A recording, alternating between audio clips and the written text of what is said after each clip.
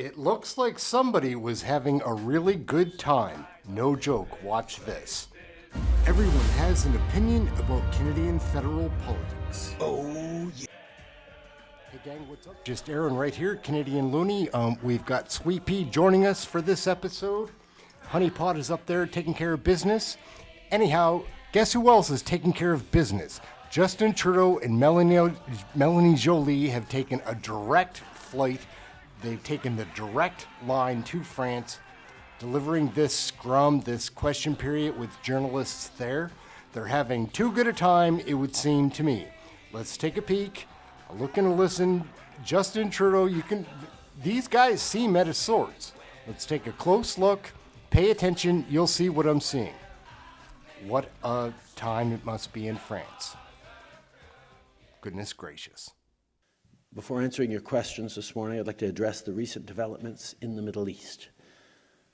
We remain deeply concerned by the deteriorating situation in the region.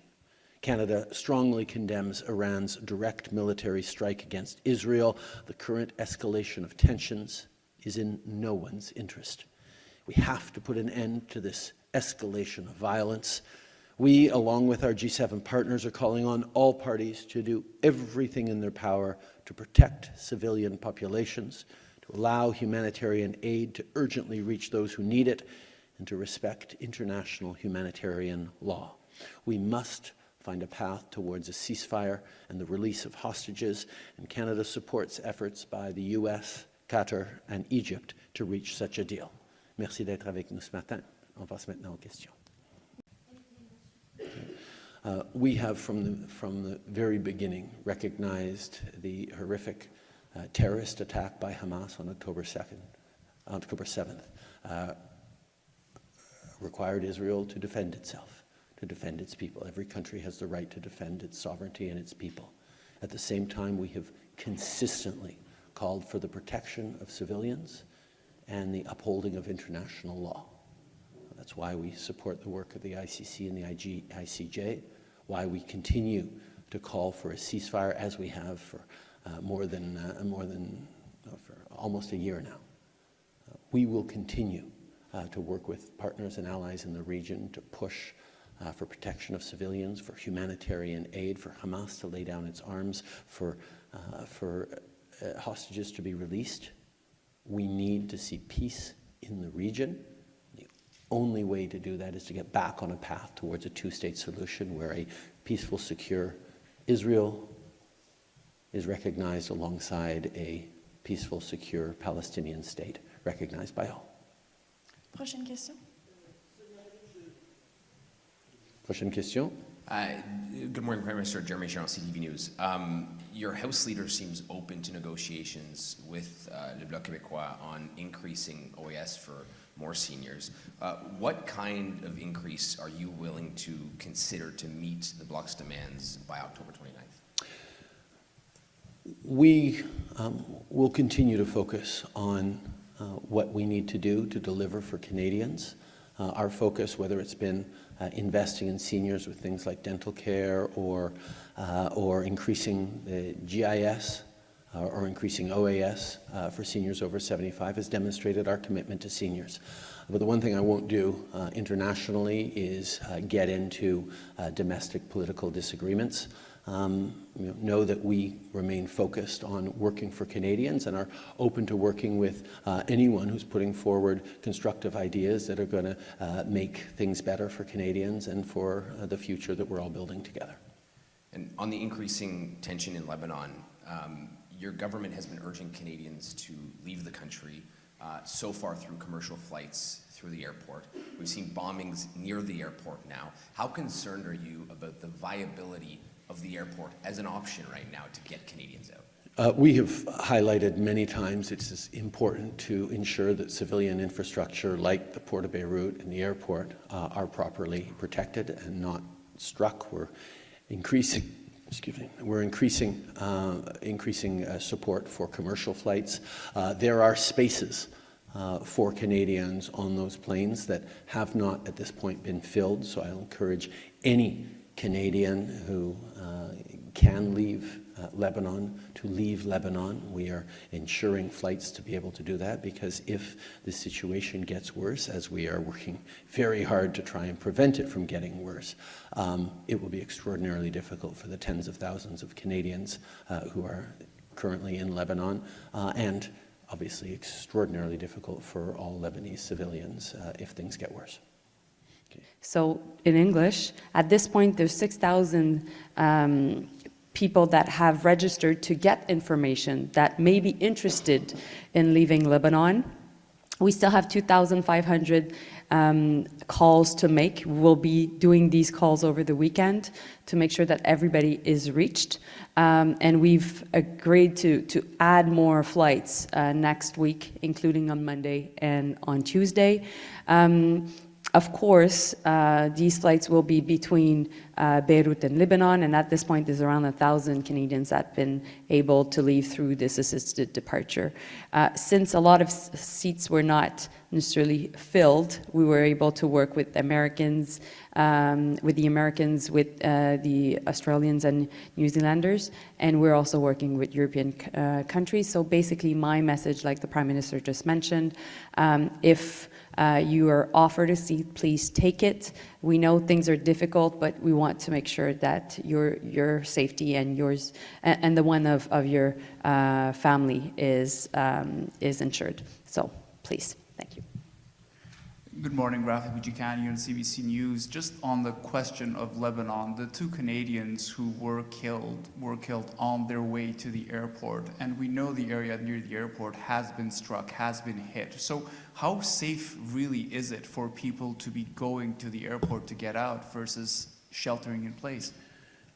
The risks in the region have been known for a long time, which is why for the past many months we have been exhorting Canadians to get out of Lebanon, to know that these were dangerous times, and we were trying to encourage all Canadians to get out.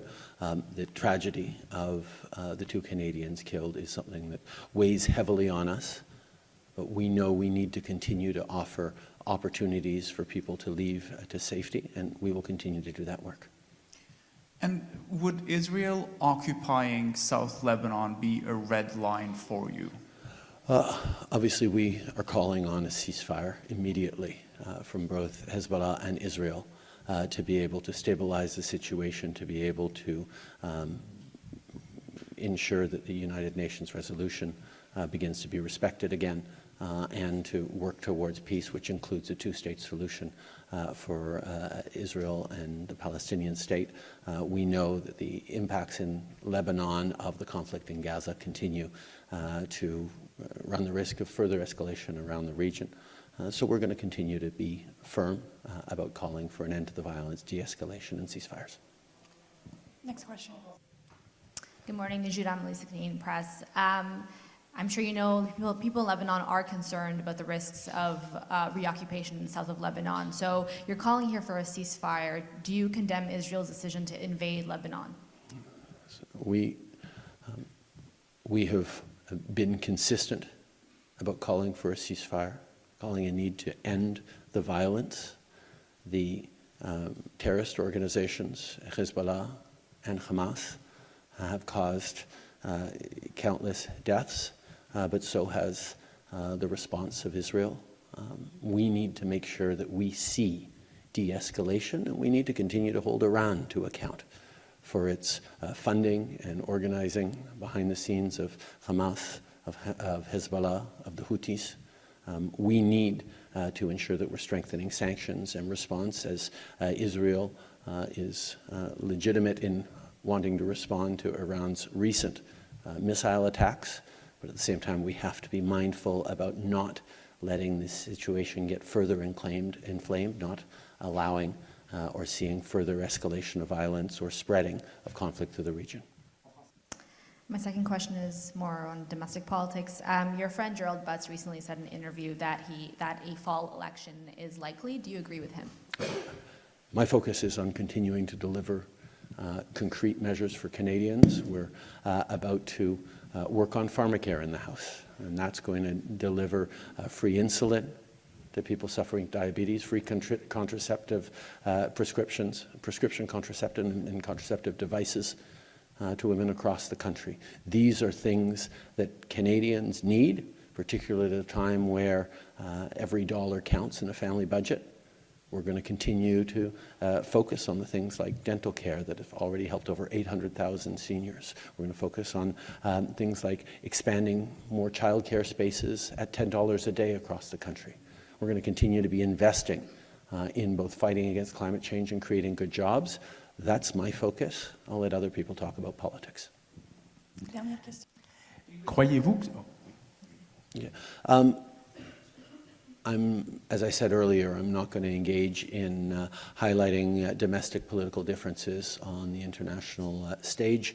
But I will say that we have worked constructively with the government of Quebec to deliver concrete responses on immigration, on the challenges related to asylum seekers and temporary workers over the past number of years, whether it's been a reimposition of a Mexican visa, closing of Roxham Road, moving forward on reducing the number of international students, or even reducing the number of temporary foreign workers. There's lots that we have been able to do, and there's more to do. We are there to work constructively while we defend people's fundamental rights at the same time. Everyone has an opinion about Canadian federal politics. Oh, yeah.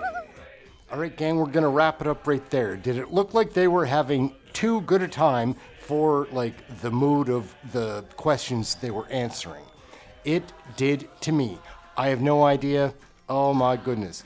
Melanie Jolie is like, oh, that was a lot to watch, guys. My name's Canadian Looney, Aaron. We have this channel here where we watch Canadian federal politics, learn all about it, share that with you, try to have some fun with it. That is it. Till the next video, thank you very much for watching this one. Justin Trudeau and Melanie will be tired when they get back. Let's watch Question Period this week. We have the live show, so tune in for that. Like, subscribe, share, get notified, all those fun things. And we'll see you at one of the live shows for Question Period. Later, gang.